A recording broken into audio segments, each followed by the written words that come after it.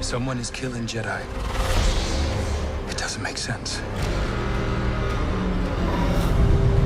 Well, like I said, it's Kill Bill meets Frozen. It's a prequel to the prequels.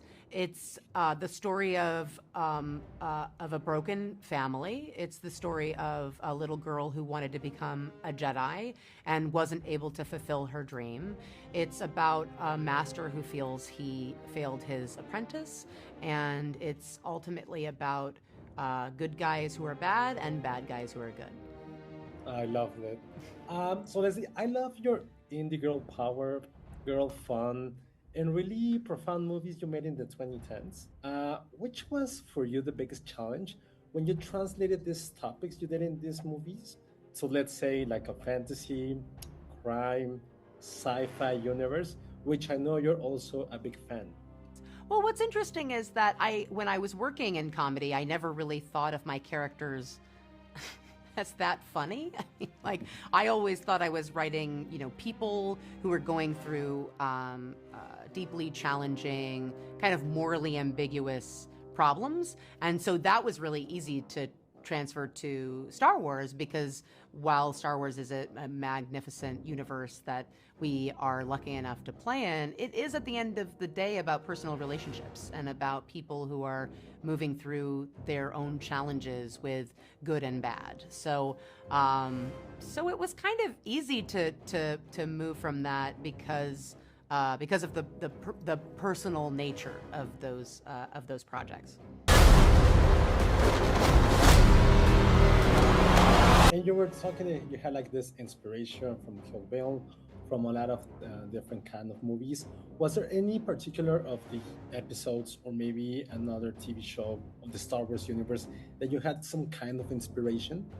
Well, definitely the original trilogy in terms of utilizing practical sets, puppetry, not relying too much on VFX work, although it's definitely there, of course.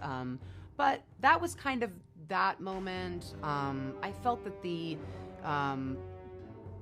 prequels are a bit in there, of course, because of the time period that we're in and the Jedi being at their height.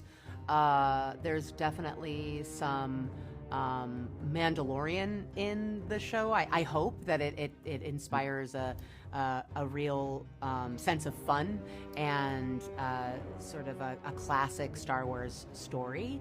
And then I would love to have included a little bit more of the darker tones of Andor. I wouldn't say that my story is anything as it's not the same as those, but those are the inspirations and everything we pulled from.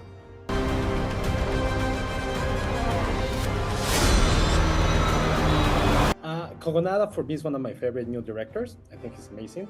I agree. Why did you choose to work with him, and what did he brought to the Acolyte? I think that he brought a real lyrical beauty to a story, and he brought an aesthetic that I think is so different than mine. And the episodes that he worked on, because they're flashbacks, they needed to have their own visual language. We were very, very lucky to have him. I'm a big fan as well. Thank you so much, Leslie.